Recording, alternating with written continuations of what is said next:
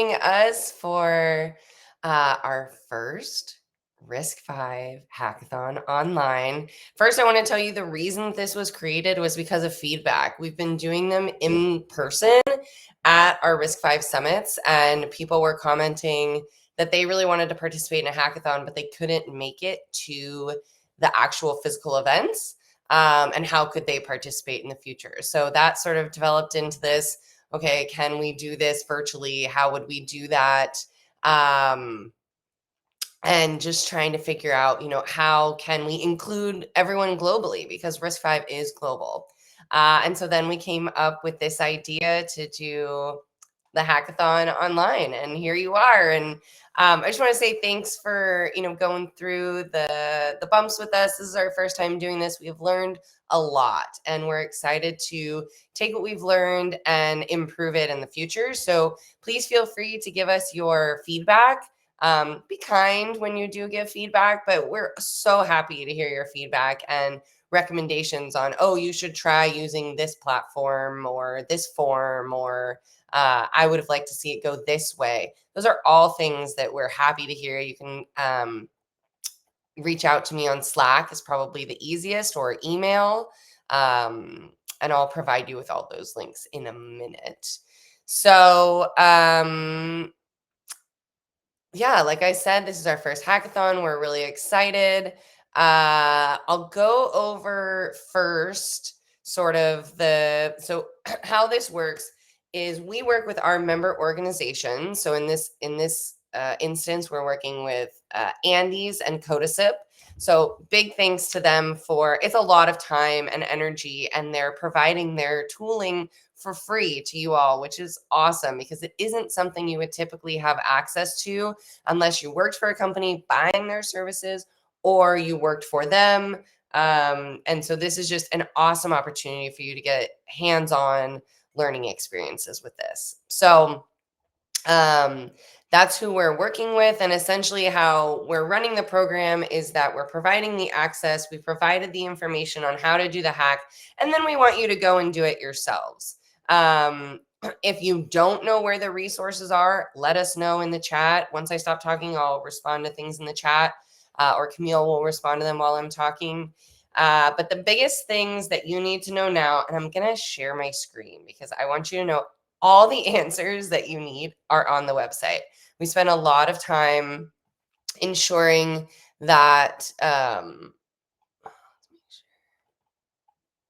that you had all the details on the website. So first of all, you need to register for the event. So if you haven't registered yet, this button here will say, I think it says register here or something like that. Once you've registered, then it says join, and that's what allows you to then come in. So that's how you get in. But here is the main section I want you to focus on, okay? This is, if you haven't already seen the hackathon problems and resources, you click on this button here, okay? And then you can start reviewing them, ask your questions on Slack.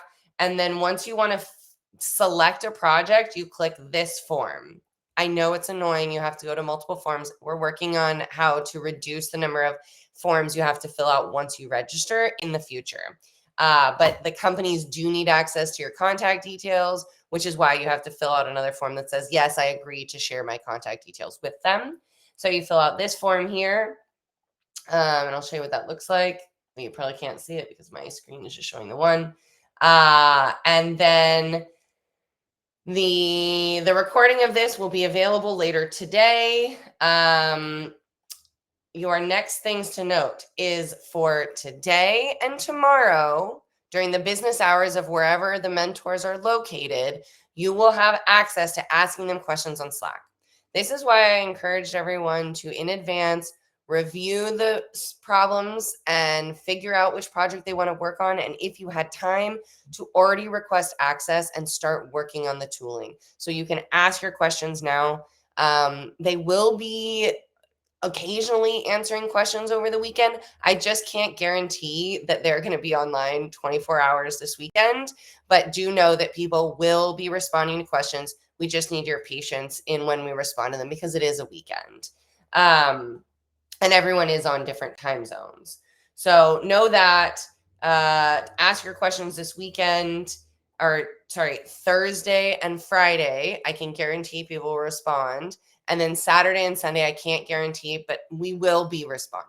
Okay. It's just not going to be hours at a time. So we'll come on in spurts and respond.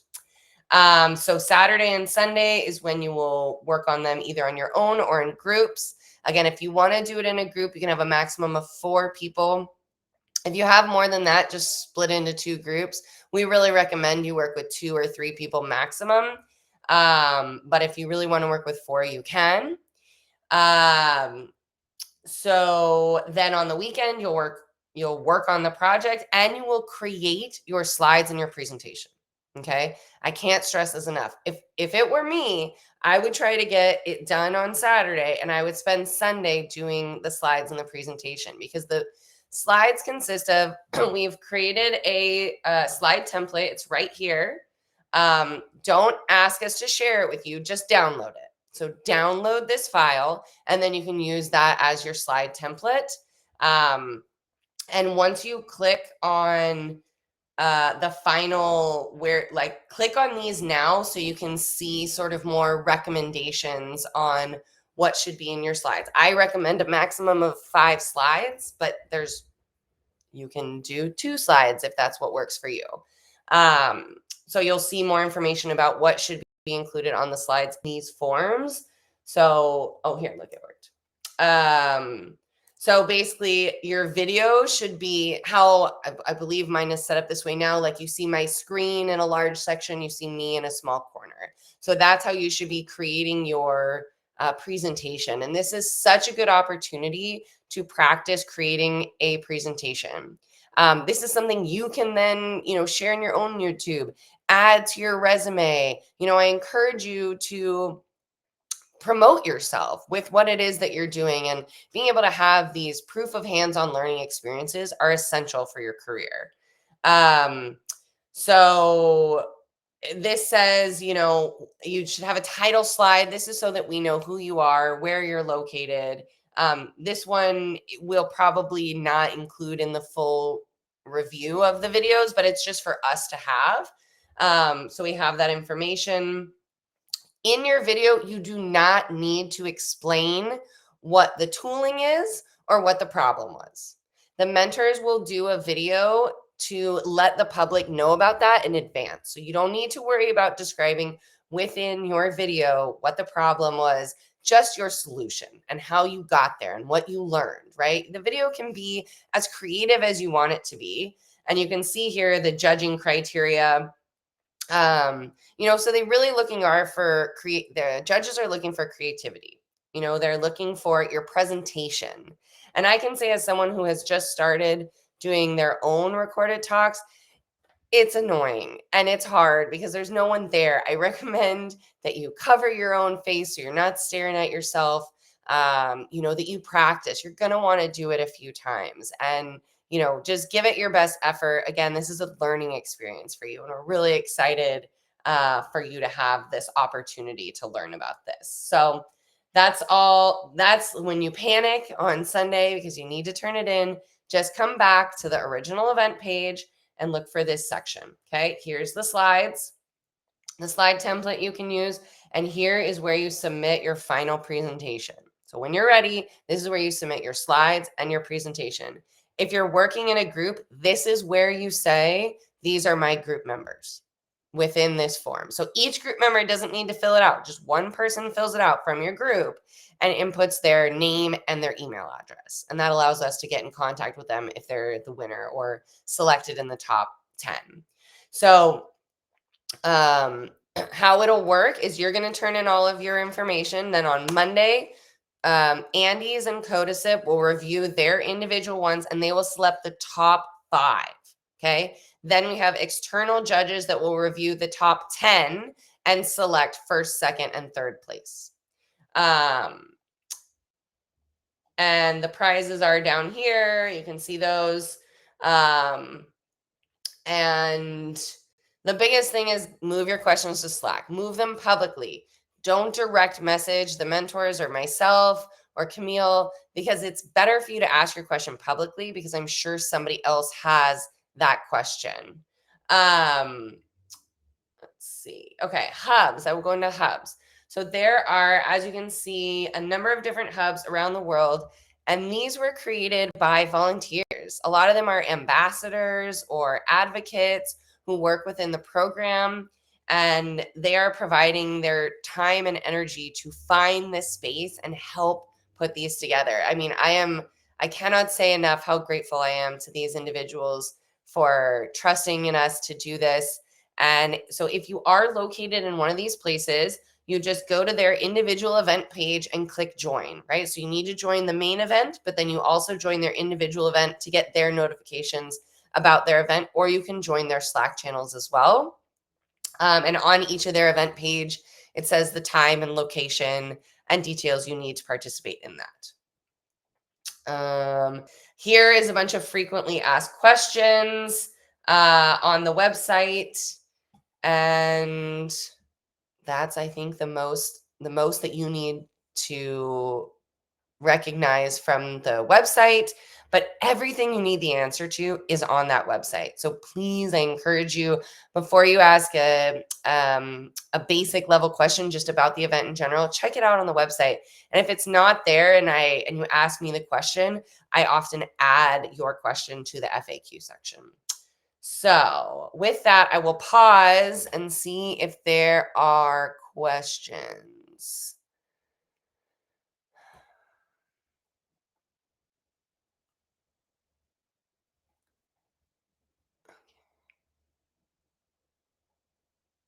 Okay, let's see. Yeah, like Camille said, they don't need to be official hubs. If you know 3 other people or 2 other or 1 other person in your community, go meet them at your house, meet them at a university, meet them at a coffee shop and hack together.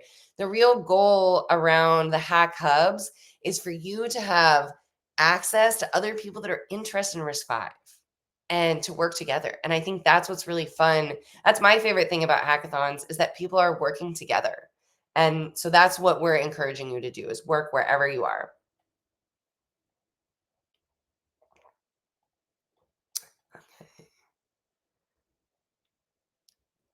So the Andes there isn't a hub for Andes technology. Oh, it looks like Camille's already on these and answering them.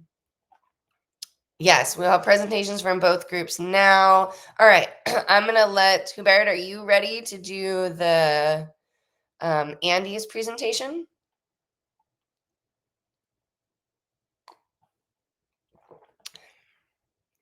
Are you ready for Andy's presentation? If not, I can go to Codasip. So we have Uber, but I'm not sure if Joseph was able to log in or not. All right, well, go ahead and we'll do Codasip first. Today, are you ready? Yep, there he is. Yeah, just a second.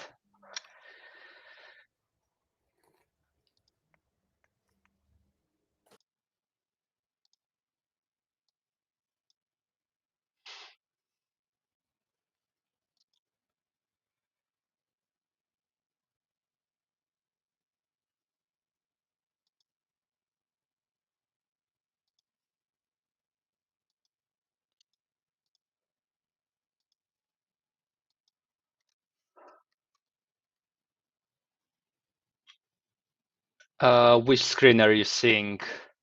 I see both. I see the big one, but I also see like the next slide. But that's fine. Okay. Then let me do this. How about now? Yep, that's it. Okay, perfect. So thank you, Megan. Thank you, Camille. My name is Tadej Murovic from Codasip. I'm an innovation engineer there, and I also lead the European part of our university program with my colleague Keith Graham, who's also on this call. And Codasip's idea for this hackathon was to accelerate large language models because, AI, especially LLMs, are all the rage these days. A little bit about Codasip, for those of you who do not know us, right? We're a processor or a CPU IP development company that started in the Czech Republic 10 years ago or so. but we've since expanded quite a lot, while our design centers are mostly, well, the design centers are in Europe, but we have people all over the place. Our main offices are in the UK, Germany, Czech Republic, Greece, France, and Spain. But as I said, right, we're from all over. Keith is from Seattle in the United States, and I'm from Ljubljana, Slovenia. And Codasip, like next to the IPs that we're selling, right, which are all RISC-V, we're on that bandwagon as well. We also sell and provide Codasip Studio, which is a high-level development tool to describe, test, and simulate different kinds of CPUs, not necessarily just RISC-V, right? We have our own language called Codel, with which you can describe the CPU, simulate it, and customize it however you like. So large language models, right? I think most of you are familiar with them. They are a type of IA models that are trained on lots and lots of data. And they're just the newest iteration of neural networks, basically, right? So the main building blocks of AI have stayed pretty much the same for the past, again, 10 to 15 years. But people have just kind of put them together differently until they've created LLMs. And apparently, if you throw enough data at them, they can do everything. They're usually used for natural language processing, but they're also used for any kind of generative applications, such as creating images and stuff like that, right? And again, as many of you have probably heard, right, running LLM inference, let's forget about training for a second, but just inference takes a lot of processing. GPUs, thousands and thousands of GPUs processing a lot of data, right? And at Codasip, we believe the future is not having to use some, let's say, more general purpose machines to run inference of LLMs on, but to use very customized and specific processors that are made just for that, right? And like our idea is also that even if you, in the future, when you'll be in the industry, you won't be customizing some sort of CPUs. You might be developing some, right? And the skills you can gain here will help you definitely. So we decided to approach the whole thing with the hardware software co-design, right? You will be using, or some of you have already started using, Codasip Studio in the cloud. And we've created a small example of an LLM operation. And you will basically take the software part, take the hardware part, right, which are both simulated inside of Studio, optimize the software, optimize the hardware, and optimize the way those two play off each other, right? So if you see that there's something that's going on in software for which you would like some sort of a hardware accelerator for, or a special instruction for a CPU, you can add that in hardware, right? And then you can kind of call that in software through intrinsics or different kinds of functions. Yeah, as I mentioned, right, we've implemented a dumbed down dummy transformer just so that everything runs much faster, because we don't need it to be a true thing. We just needed to do all the maths the same, right? And the high-level operations that are being done in an LLM encoder, specifically encoder for this case, is matrix multiplication, vector dot products, and also some nonlinear transformations, right? And your goal is to rewrite that to accelerate it. And again, as I've already mentioned, right, you Codasip Studio in the cloud. Most of you already have access to it. Even though Megan said that a lot of people have applied today, so I'm a bit scared how many more accounts I must create.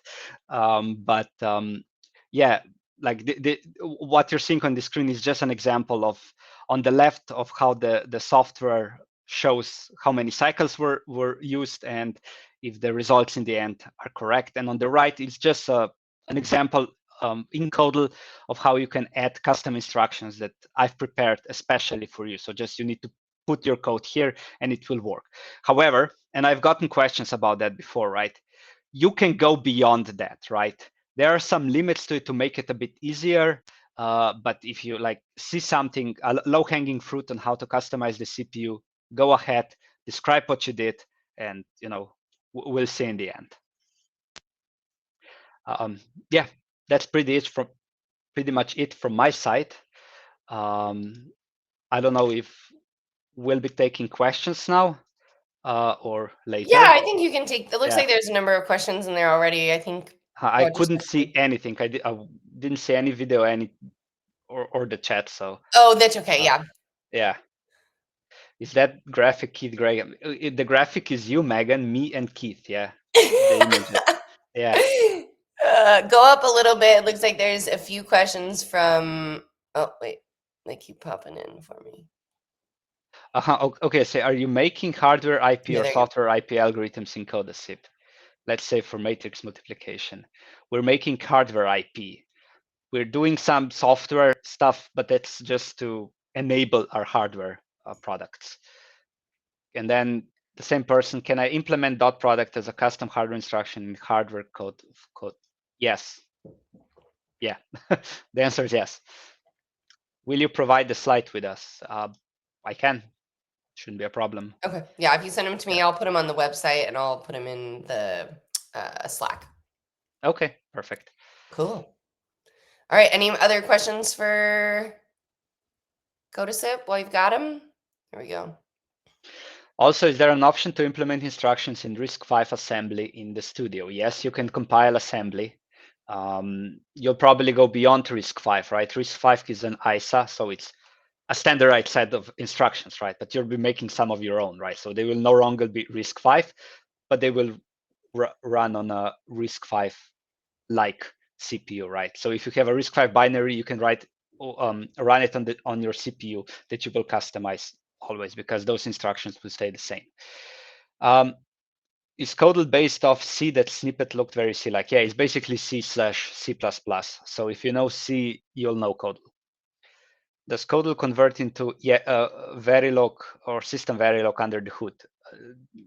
Under the hood, it runs System C for simulation, but one of the feature is RTL generations. You can press a button and generate the RTL for the CPU, yes. Do we need to turn on our camera when making the video? Yes. I think so. But that's a question for Megan, yeah. Yeah, I mean, I think you definitely should. I mean, it's all part of the process, right? It's all part of like, this is what we do in our day-to-day jobs. We have to record a lot of these videos and it is your face. And so yes, I definitely think you should have your face in the video. There's a few more questions. When will we be getting the C code that needs to be worked upon? If you have the account, you should be able to access it. If you've not yet applied or have applied today, then you don't have the account yet. However, I think the links were already shared, so you should be able to see it. In the doc, it says the processor is RV32i. Does it support vectorization as well? By vectorization, you mean the RVV extension of RISC-V? No, it does not. It's a very simple CPU that you guys will be working on. We've decided on that just because it takes it takes less time to simulate and to compile and all of that, because honestly, it's not needed.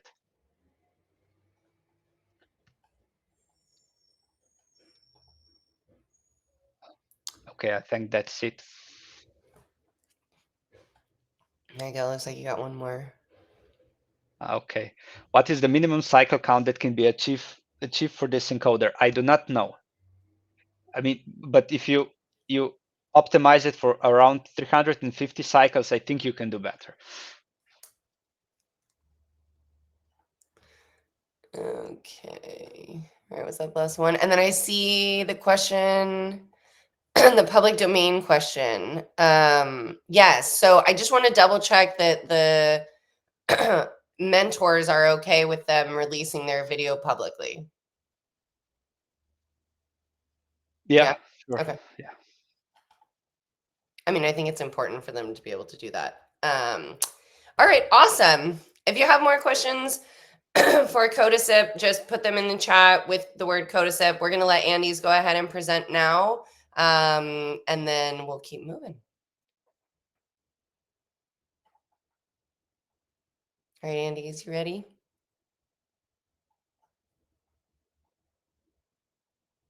There's a mute and a video in the bottom left corner of your screen. Yeah, can you hear me? Oh, you got it. Okay, cool. Yeah.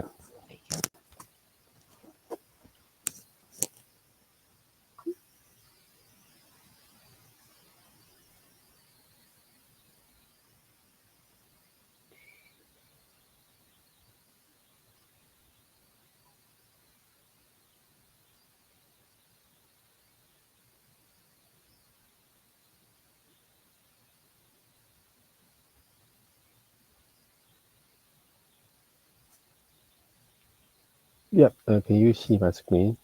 I can. Looks good. Yeah. Okay, let's go ahead. So, Andes is a pure CPU company, and we've been around on the CPU industry for 20 years. Before RISC-V came over, Andes provide our proprietary instruction set for the customers. So, Andes have been like get a lot of experience on the CPU company. So we provide pure CPU IP with variety of customer needs, from entry level to high end CPU like out of order. And we recently we spend our territory to the automotive CPU. They provide ACOB, ACOD CPU for automotive requirement.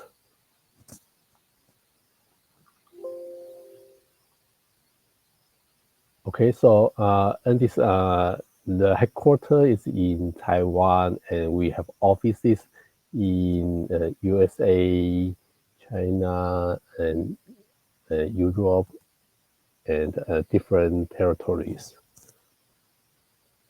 So let's talk about the topics of the competition. And we provide, as you know, softmax is a very important activation code for neural network model. So our target is to minimize the calculation of the softmax with different methods.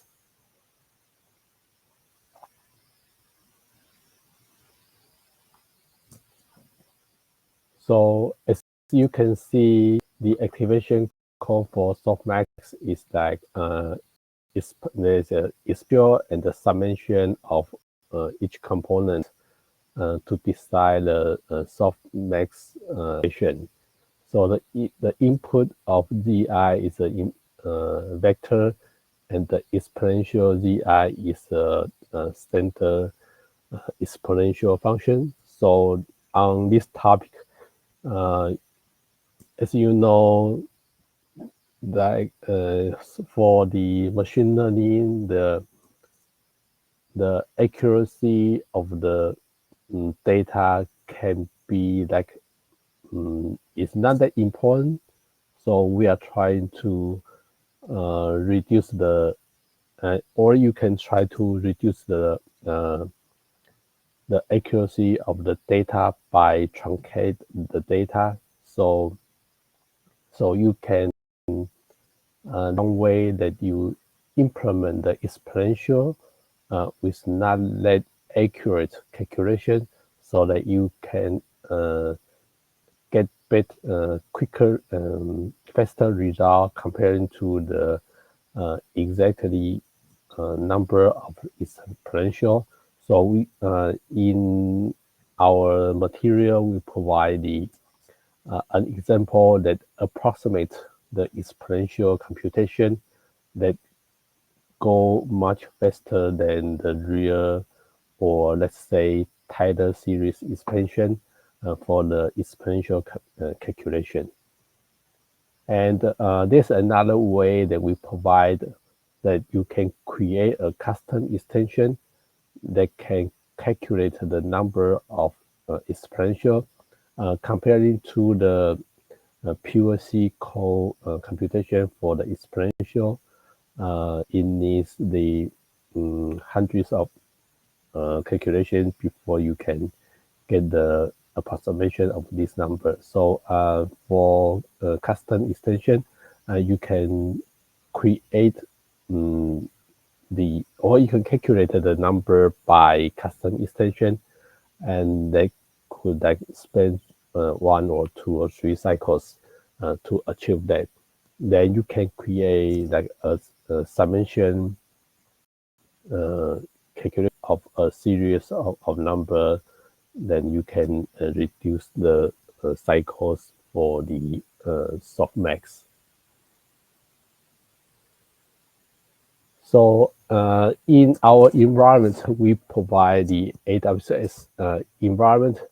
So it's a Ubuntu environment, and everything is created.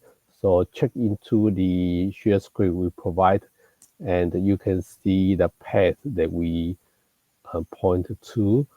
It includes one of the NT-side package that we use for our customers to evaluate our core. And in the NT-side, we also provide the seed simulator. You can play around it and to see or to evaluate, to check the performance of our CPU with different kind of CPU. So, so the target of your goal is to rewrite the exponential function and to approximate the softmax. Yeah, and this is all about the topics that we provide. Any questions? All right. I see a few questions in the chat. Mm-hmm. You see the chat? Yeah. Okay. You say how to log into EC2, right?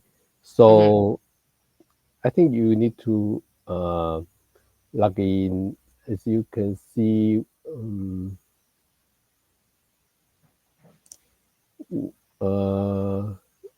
when you look around our documentation, we provide and RVI provide registration. So you sign the registration, and we will provide you. We will send you an email to provide the IP and password to log into the AWS.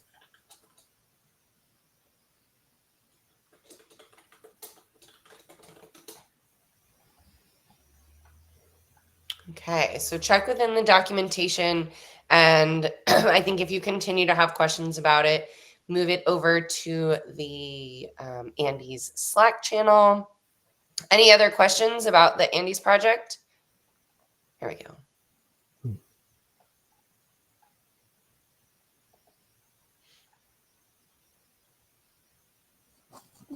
Yeah, in the there's a what's the lower number cycles that in our example you can find that it would consume for example 50,000 cycles.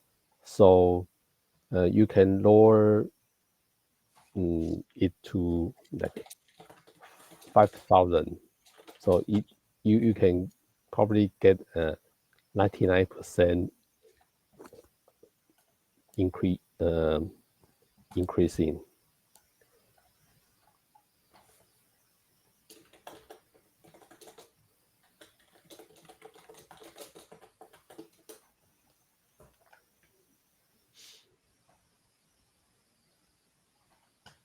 No, a question is about Compiler.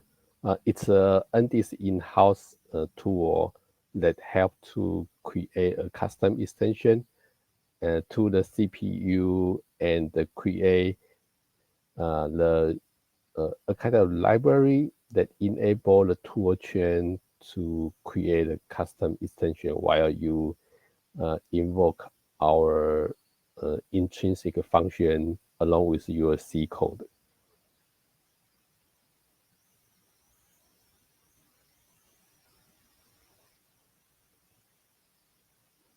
So, a question is about what Andes do. So Andes is a pure IP company, and as you know, the RISC-V instruction set is open to everybody, and we implement the instruction set with RTL. So we provide the soft core, which is RTL code to the companies that would like to create the ASIC with other IPs like PCIe, USB, etc. to create their own ASIC. And we provide a variety of CPU from two-stage pipeline and 5-stage pipeline, or 8-stage pipeline with dual issue, or even higher with 13 stage pipeline out of order CPU. Yeah, a lot of variety of CPU that we Andes provide to our customers. Another question is, do Andes making hardware accelerator? Yeah, I think we support hardware accelerator as well, but we don't. The same. We provide the accelerator IP, not the hardware accelerator. Yeah, we probably don't do silicon all the way.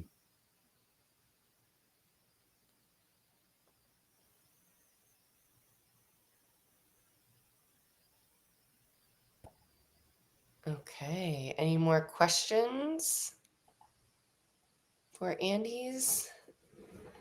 Any more questions for either project?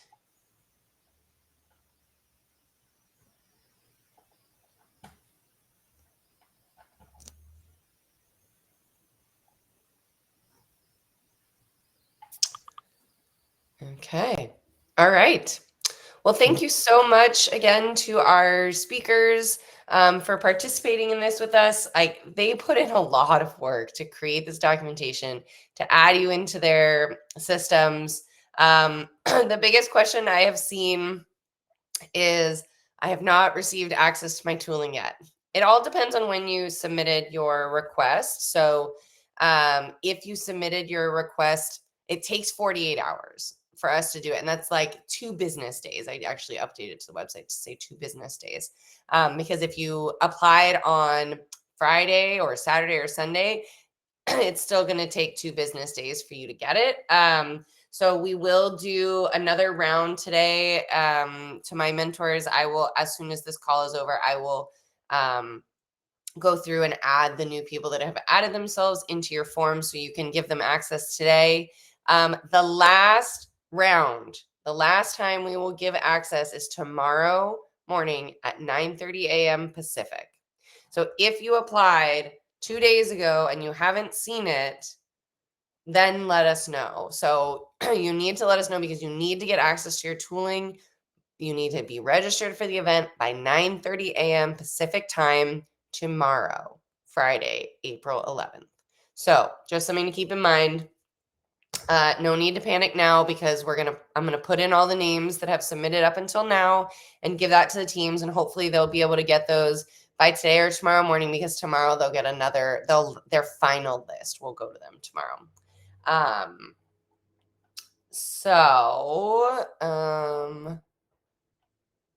Okay. I'll go back to that question in a minute. So the other question I have seen asked a bunch of times is about working in groups. It's just like, well, I don't know what it's like when you're in school now, but when I was in school, everybody that worked in a group had to also speak during the group presentation. So you can do this in Zoom or any of those types of platforms. Hubert, you're still sharing your screen, just FYI. I don't know how to kick you out of that.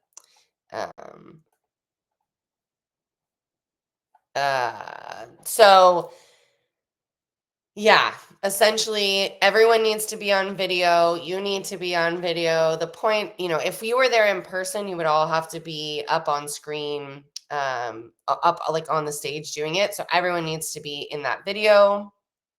And what was the other question I saw a lot? It was just those two, I think. Okay, thank you. One of the recurring question was if people can work on both projects. Yes. No, you have to pick one project and work on that. Yes, the application for which project you are going to work on is you applying for your access to the tooling. That is correct. So once you join the event, which if you're in this, you've already joined the event, and then you use the form, and I'll put the form in here for you right now, to select the project that you want to work on. And then that's you requesting your tooling access. Yes, correct. After you fill out the form and you select the project that you're working for, then you should expect 48 hours to receiving it. Now that's different. If you register by tomorrow at 9:30, you'll receive access sometime tomorrow. No, if you've submitted your form, we're moving forward with that one. You cannot change once you've picked. That's why we recommend that you read all the information about the projects first.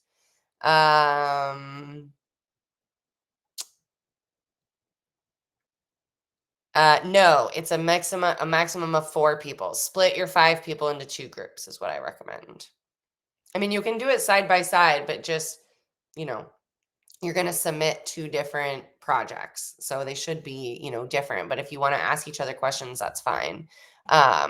Really, we created this for people to do this on their own. So 5 people is a lot to have in a group. So 4 or less in your group.